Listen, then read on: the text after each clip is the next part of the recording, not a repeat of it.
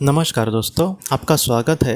Eric मेडहस नाम का लड़का जो बहुत ही कम उम्र में इस दुनिया से चला गया था और उसके जाने के बाद उसकी जो माँ थी उसने एक ऑटोमेटिक राइटर से संपर्क किया और अपने बेटे के आत्मा से संपर्क करके उसको बहुत ही सारे महत्वपूर्ण उससे जानकारी मिली अपने बेटे के आत्मा से। तो आज के इस भाग में एरिक हम सबसे ये कहता है दोस्तों, उसकी जो आत्मा है हम सबसे ये कहती है, उसके माँ को उसने उस तरीके से बातें कही कि आत्मलोक में वो जब चला गया तब उसकी दादी और उसके एक पड़ोसी बूढ़ी औरत उससे उसका मतलब वहाँ पर मुलाकात हुई और उन दोनों ने उसको बहुत सारी महत्वपूर्ण बातें कही।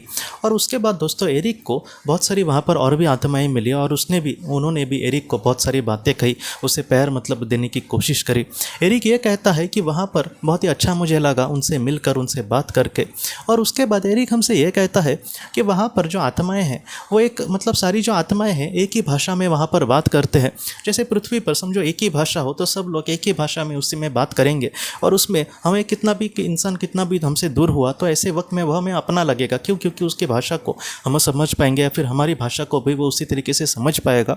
तो वैसे ही आत्मलोक के बारे में कहा है उसने कि यहाँ पर सारी जो आत्माएँ हैं एक ही भाषा बोलती है। और उसके बाद वो एरिक हमसे ये कहता है कि ये जो भाषा है उसको हम ऊर्जा की भाषा कह सकते हैं।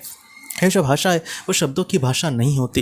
ये जो भाषा है जैसे मैं आपको कुछ कहने की कोशिश कर रहा हूँ तो मैं इसी तरीके से कहने की कोशिश करूँगा और उसको सुनने के बाद आप मेरी बात को समझ पाएंगे। लेकिन आत्मा इस तरीके से बात नहीं करती।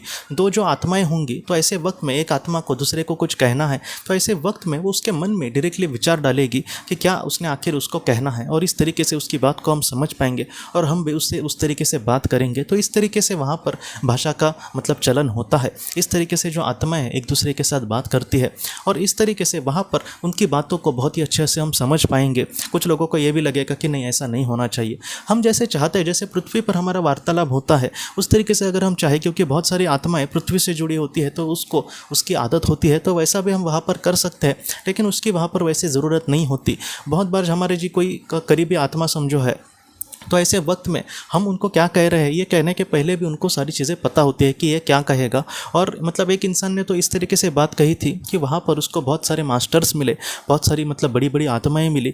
उसके मन में बहुत कुछ सवाल थे लेकिन जब वो सवाल पूछने जाता तो उसके पहले उसके मन में उसका जवाब उसको मिल जाता। तो इस तरीके से उन सारे लोगों को हमारे बारे में सब कुछ पता होता है। वो एकदम बहुत ही बड़े ज्ञानी होते हैं।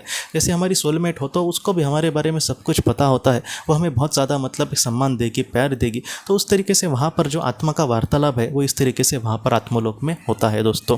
तो एरिक ने अपने माँ को और भी जो महत्वपूर्ण संदेश दिए और हम सब उससे बहुत कुछ सीख सकते हैं। ऐसी जो बातें हैं हम अगले भी वीडियो में दोस्तों इसी तरीके से देखेंगे।